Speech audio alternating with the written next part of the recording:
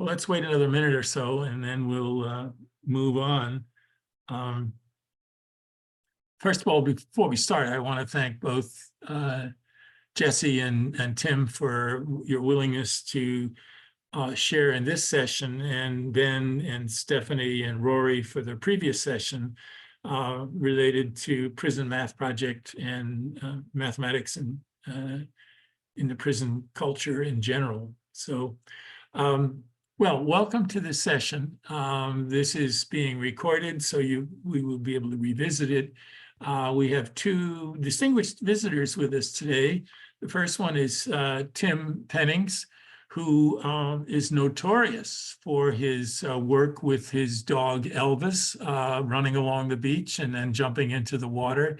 And he set the world on fire and the dog became the cover of the college math journal, I think, or math magazine.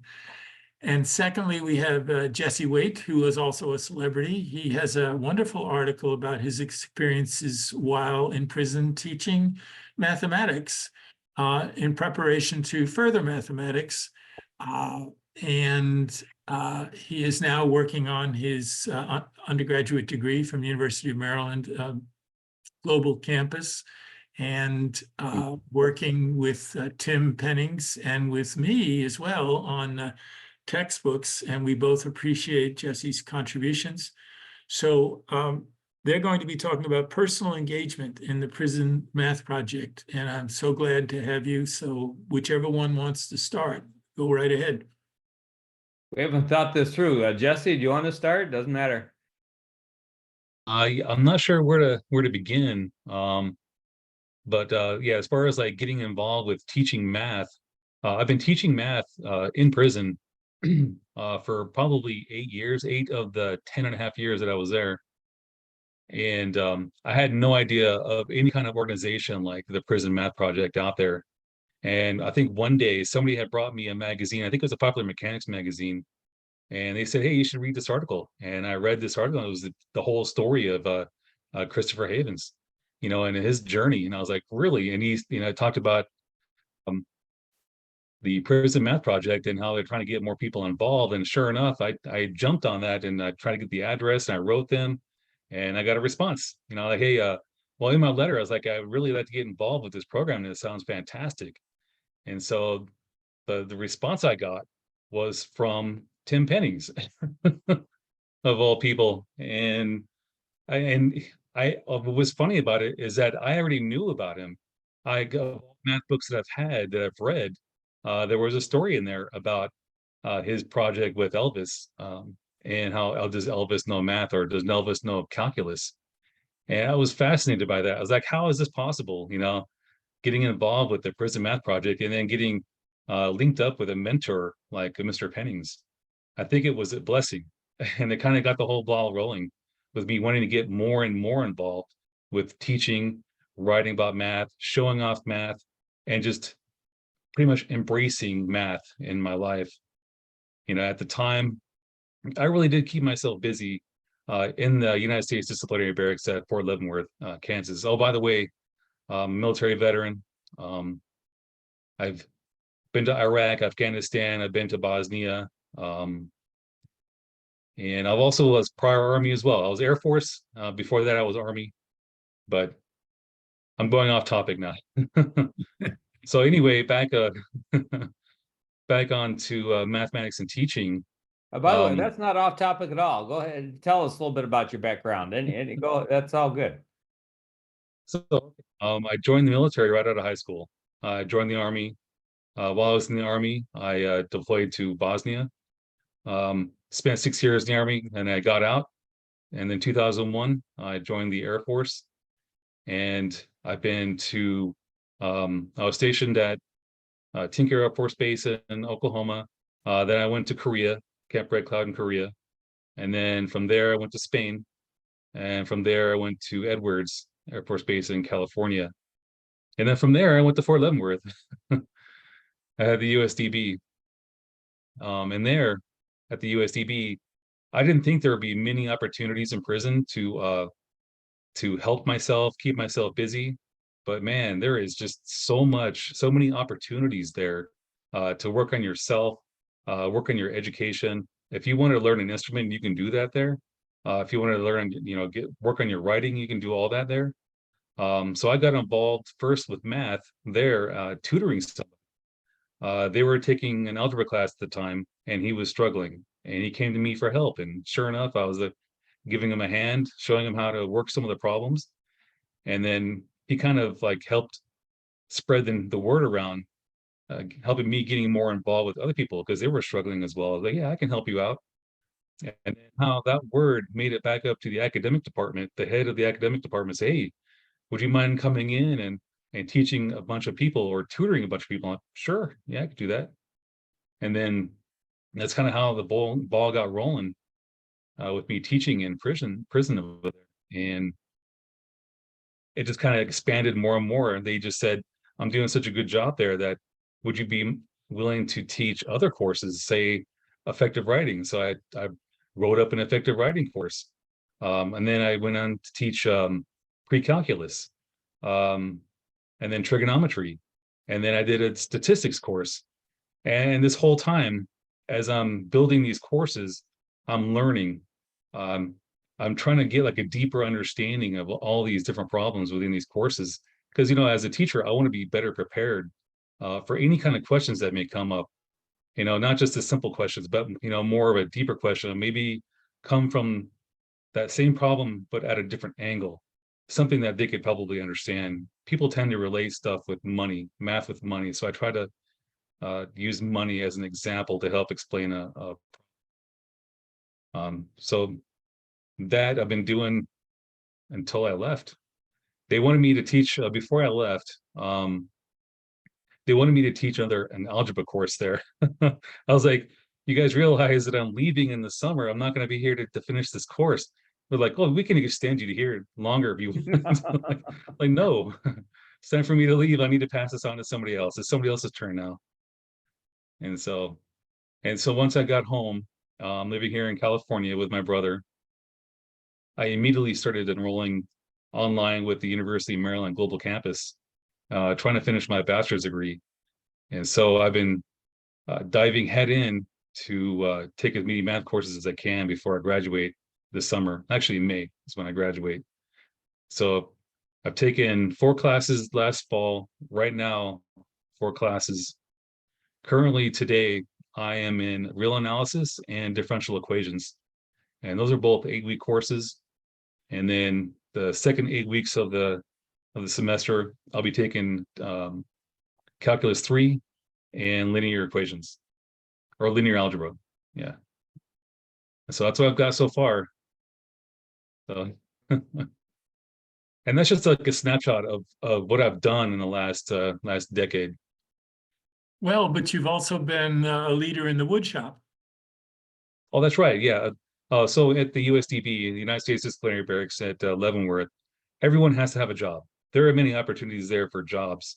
You've got the embroidery shop, you have graphic arts, you got metal shop, wood shop.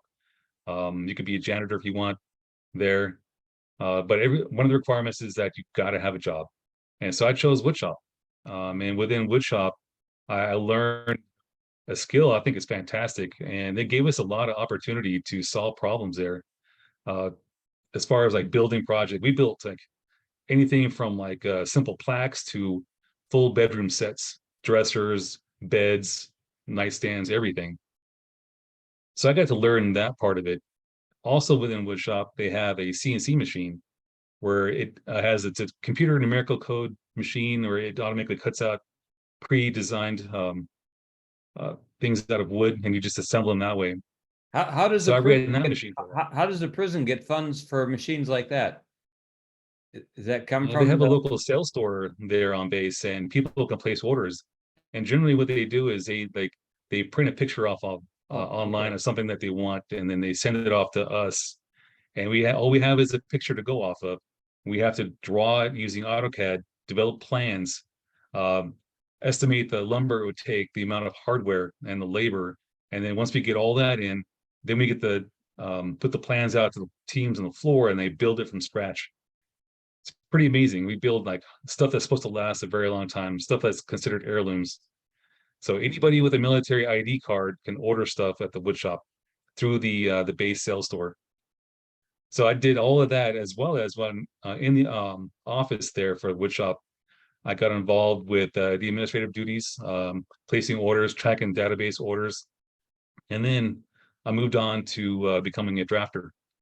So I started drafting all the projects as well, making estimates, drafting, rendering the projects, make it look realistic for the customer as if it was in their own bedroom.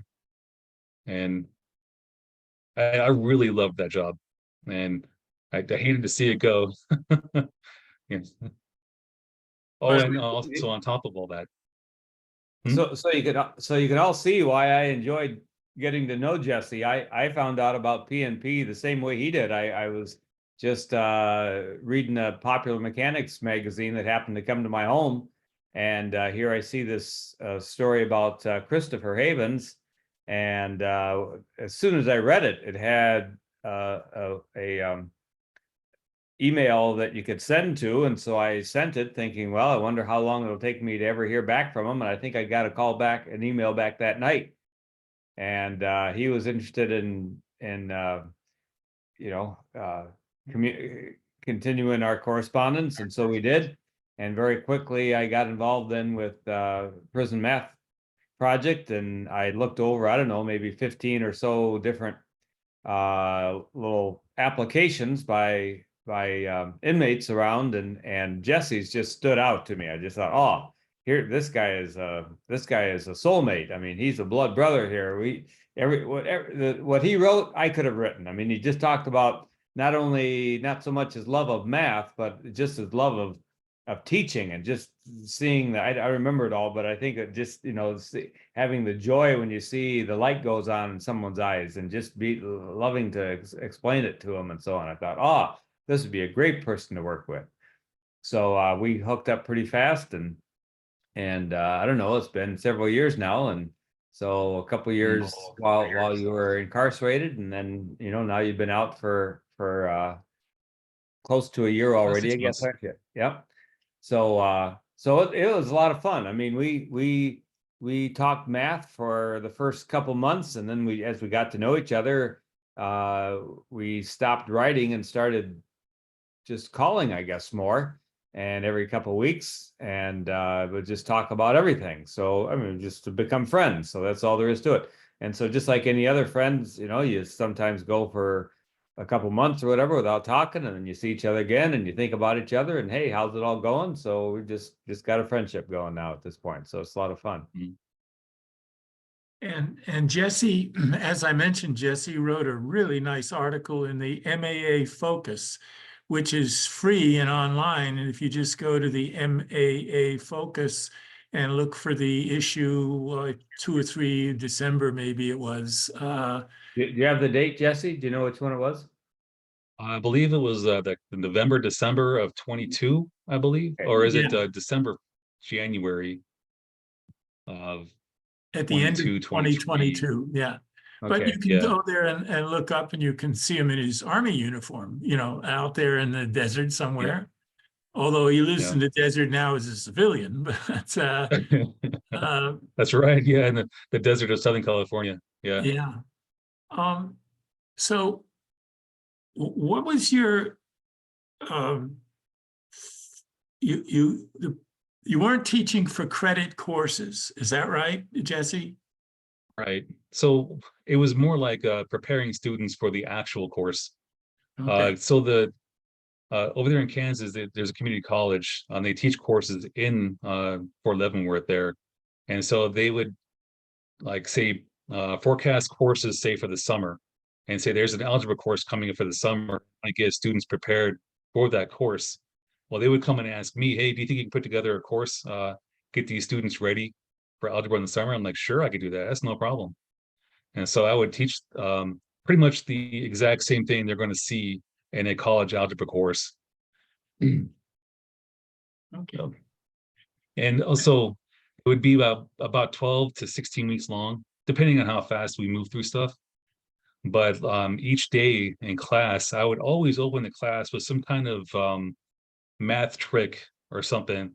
I would show them a math trick, and they'd be all amazed, right? And then once we're done with the math trick, I would go on the whiteboard and I would show them, walk them through the algebra behind it. Like it's not that hard. It's not really a trick. It's just simple math.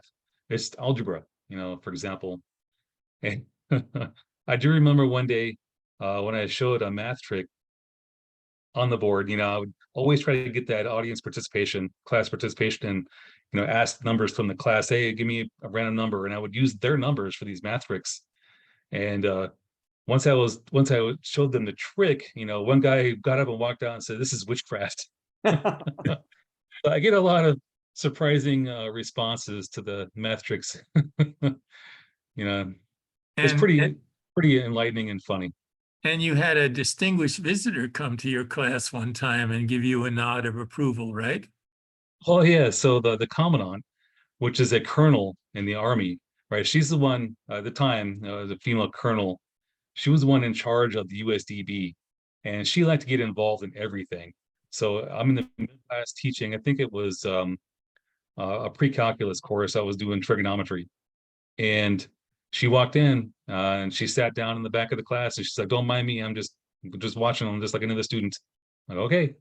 And so I just continued on with the trigonometry I was working on the board.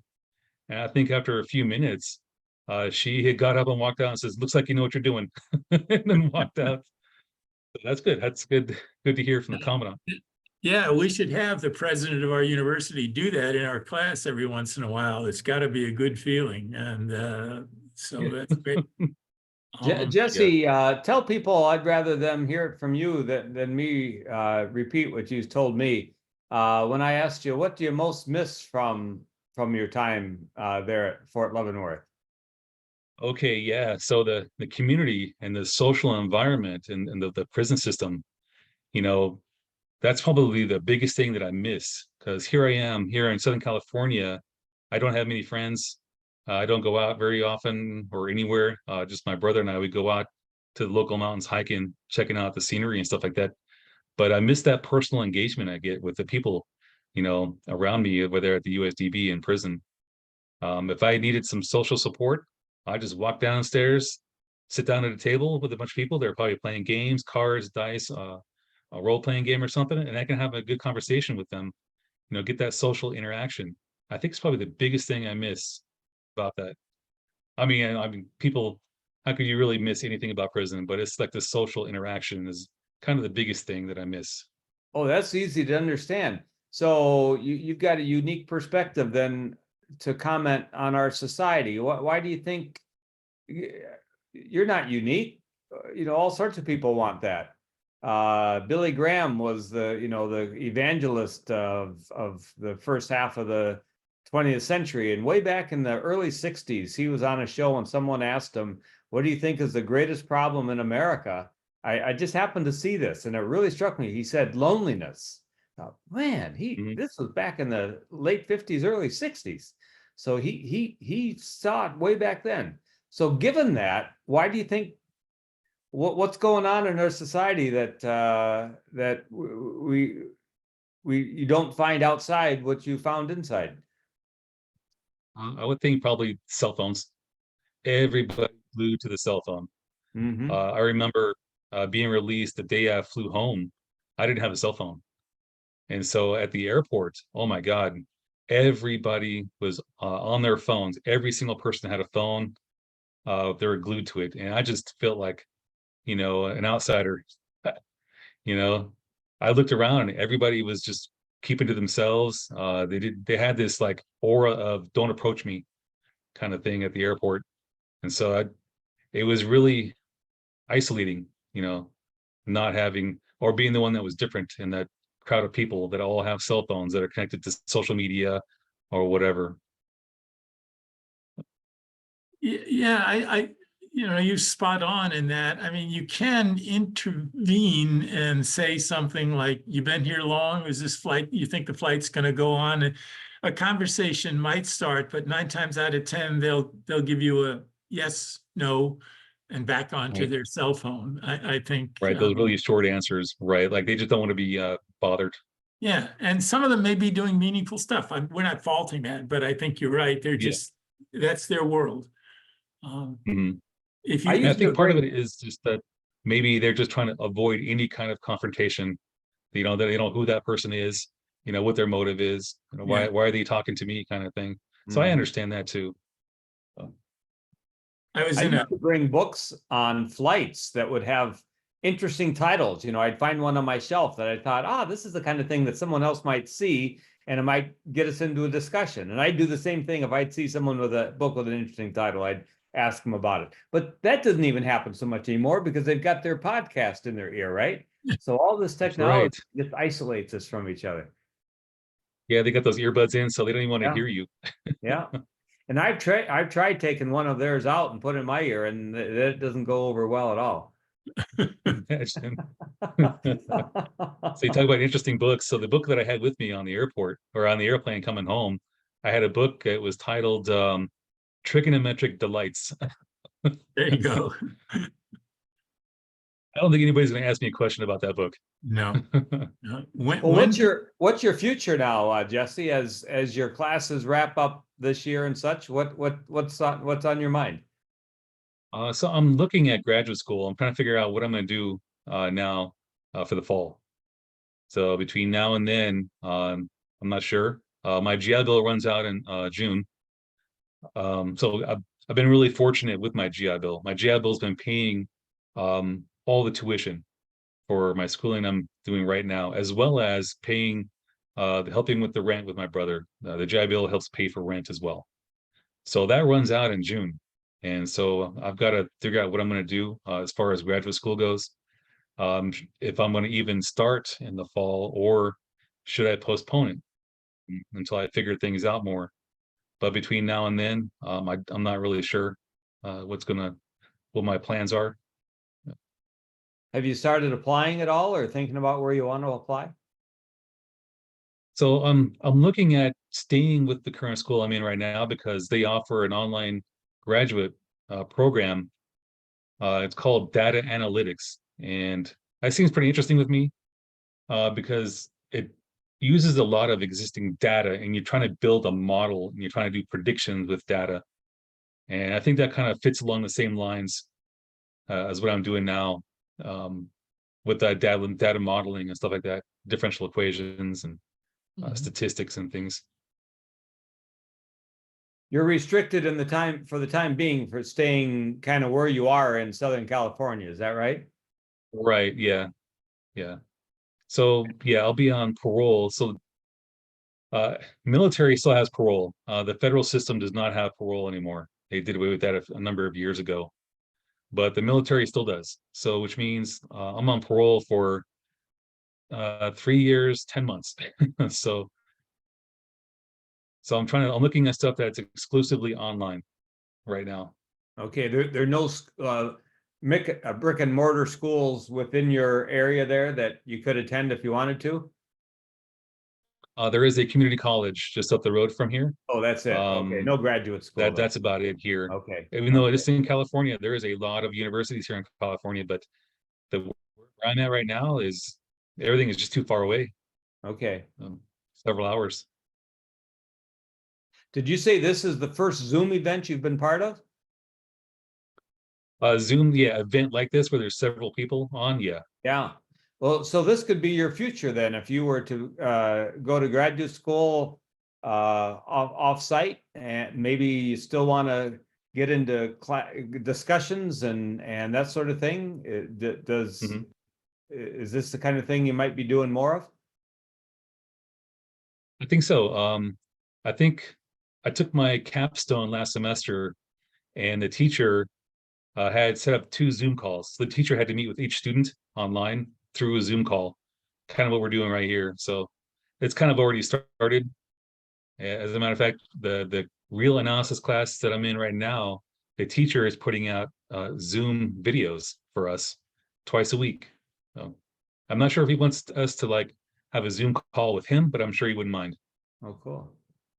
Are there other questions for Jesse? As we're closing in on time here.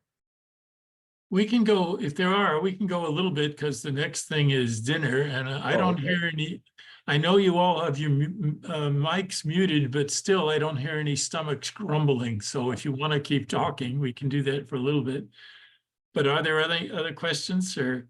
Yeah. Jesse, what were some of the other kind of shocks you had when you've since you've been released, kind of like the cell phones in the airports or anything else that really hit you? I think that was probably the biggest thing. Okay, well, I didn't have a real ID card at the airport when they dropped me off. They gave me this laminated thing with my picture on it, and the TSA wouldn't accept it. And I had no other forms of ID. And I was assured that this ID card that they gave me, which was just a laminated piece of paper, would get me on the airplane. No. So I had to go through this whole separate security process to get into the airport through TSA. They had to call back to Fort Leavenworth to verify who I was before they'll even let me pass through security. So that was a big thing. Yeah. So And if I felt like a Terry, like, well, somebody who's like a questionable person, like, why are you trying to get on the airplane?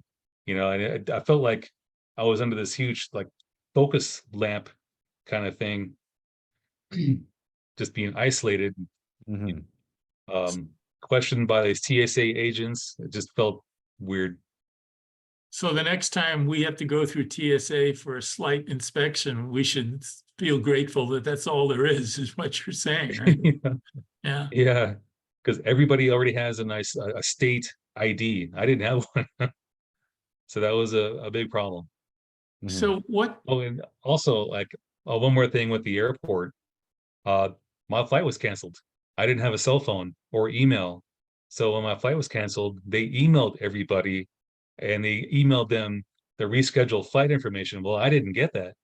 And so when I was in Denver, I found out my flight was canceled and I had to go to this service support line, which must have been a half an airport long. It was an extraordinarily long line. And I waited for 3 hours to talk to customer support, standing in line. And all the while, there was somebody walking down the line with these QR codes. Hey, just scan this with your phone and call customer support. Like, yeah, I can't do that. You know, I don't have a phone. Okay. So I had to wait 3 hours to talk with customer support, only to find out, oh yeah, you were rescheduled and you missed the flight. So they had to schedule me for another flight for the next day.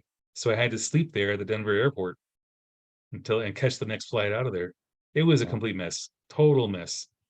And having a cell phone and email is vital, apparently, today in society to function effectively in society.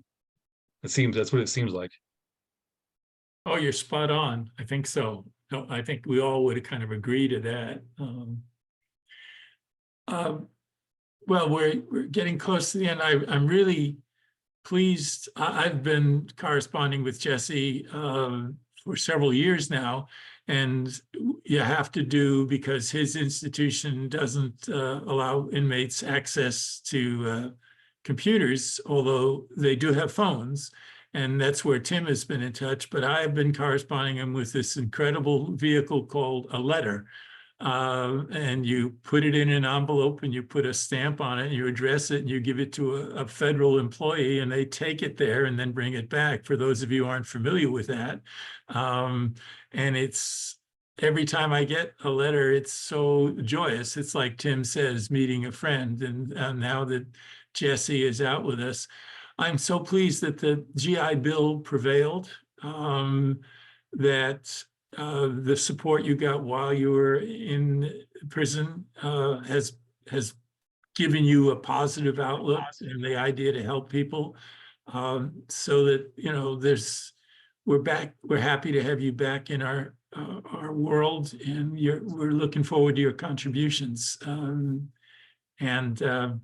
I'm working with him in terms of a book that I'm working on, and he's copy editing, and then he checks on Mathematica, all of this stuff, and it's in differential equations. So he's going to be taking a differential equation course, and he's probably seen half of it already. He's in the credits of my differential equations book textbook. That's right. I remember you sending me that yeah, your book. He sent me your book, and you sent me a book on higher mathematics, well, which goes into real analysis. Yeah, Which is I'm doing right now. I'm in real analysis and differential equations right now. And I've also got one, by the way, in linear algebra, in case you want it. But if you like, oh, good. That's the next class I'll be. yeah. Well, let me know if you want that one. I can send that one too. so the bottom line is the physics, or the prison math program, as you may have learned in the previous session, offers opportunities for mentoring and reaching out. And that's very important for those of us who are on the outside to help our fellow citizens become better. And I think Jesse is an exemplar in that case. But there's a whole stratum of individuals there, and not all of them are interested in math. They sometimes take courses in Shakespeare and whatever, and a mind is a terrible thing to waste. And so this is an example of no waste. It's just so much joy to hear you talk. I'm going to leave the room because my stomach is growling and I'm going to get a meal. I'll leave this on, and the last one out will basically turn the lights off. So if you wish, you may keep talking. If you haven't asked questions about how you get in the physics of the PMP, the prison math project, people who are online now, Ben and Rory and Stephanie could answer your questions, but it is a worthwhile project. So take care and Yeah, thank you very much. Really appreciate it. Good to see you again, Brian. Okay, bye now. Bye. Hey, Jesse. Yes. Yeah, my name's Kevin. I just sent you a chat with my email, but then I thought, well, he just said, he may not have email, but if you do, get an email account or have access to one, feel free to email me if you need any resources or math resources or, anything I can help with. I'll be glad to do so. I've been in the business for over 40 years. So I've accumulated quite a lot. So Thank you very much. I appreciate that. I You're do have email. Yes. Okay, good deal. Great. Been in I what don't- business, Kevin? Do what? Been in what business? Oh, I'm sorry, education. Oh, okay. Yeah, sure. Good. Yeah, I've been teaching at college I've been teaching at San Jacinto College for 35 years, and I've taught another 10 years before that in the high school level. Okay. Yeah, the more contacts you have, the better. So Yeah. that's all good. That's right. Yeah, that's one of the great things about doing this event right here is the networking part of it. And that's hoping that what I was trying to get out of it, some networking. Good deal. Hey, Jesse. Just personally, I've heard a lot about you through the network, through the channels when I was inside. So Oh, yeah, wow. whatever you're doing, you're on fire, man. Because I know that the PMP has a newsletter they put out, and I know that I was featured in that newsletter, and as well as they got some practice questions to solve, and I've solved quite a few of those problems as well. So it was kind of nice to see that, and I really do appreciate all the work that they've done. It's fantastic. Yeah. Meeting Jesse, just now again too, it's a real uplift for me for two reasons. One is it shows that a person like him who really wants to have an impact in the world can do it. You find a way to do it. No matter where you are, you find a way to do it. And I'd come away from one of our conversations or reading something he wrote me, and I'd say, man, I need to do better myself because he's outdoing me. And good for him. And anyway, so that's just fantastic. And it's also really heartening to get this glimpse into the prison system. And it seems like there's some good people there that really want those that are in prison to thrive. Is that right? I mean, those are the stories I hear more than anything. I think so. Yeah. My experience there, it's funny to say that there's some good experiences there, but I've had a lot of great experiences. I had a lot of great friendships with some people there. And I still think that there's a lot of good people there. They maybe made a bad mistake or something, and they're paying their price for it. But they're still good people. They're trying to do better. I'm trying to do better. I'm trying to work on myself, working on my math and stuff like that. But at the same time, I was kind of sad to leave them behind. I want to watch them succeed. I want them to succeed as well. Yeah. I still think about them today. See, I wonder how they're doing today. Are they still working on their math? How far are they getting in their own education? Do you correspond with any of them? I'm not allowed. Oh, okay. I can say that I have been talking to quite a few of them because they recently did get GTL there, so they can kind of text now. So it's been easier Okay. to stay in contact with some of them. Good, good. I think they're doing well. Yeah, while I was teaching there, I did have some PMP applications I would pass out during class, and I'd help them out, like, hey, if you're interested, here's another program if you want to continue with your education. I'm not sure how many people actually took that on. I know a few people did before I left, but I have no idea what it's like now. We can check in just 1 second. Well, Jesse, I've got a dinner date, so I gotta go, but Sure. good seeing you. We haven't talked, I haven't seen you in a while, so, Yeah, it's good man, seeing you too. Stay in touch. I mean, keep me informed of what's going on, and we can do a Zoom between the two of us anytime too, just to catch up. So, Fantastic. Sure. I just got some, I'm teaching now at Calvin University, kind of a retirement gig, and my chair just said, hey, you've been an adjunct, you want to jump in as a visiting professor, we can give you another course. And so that's great. I just love to teach. So anyway, I'm looking forward to at least 5 more years of it, maybe 10. Good. Yeah, never stop learning or teaching. Yeah, no, that's right. Okay, we'll see y'all. All right, thank you.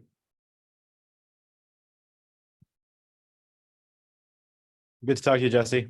Glad to see you're doing well. All right. Thank you. Nice talking to you. Yep. See you later.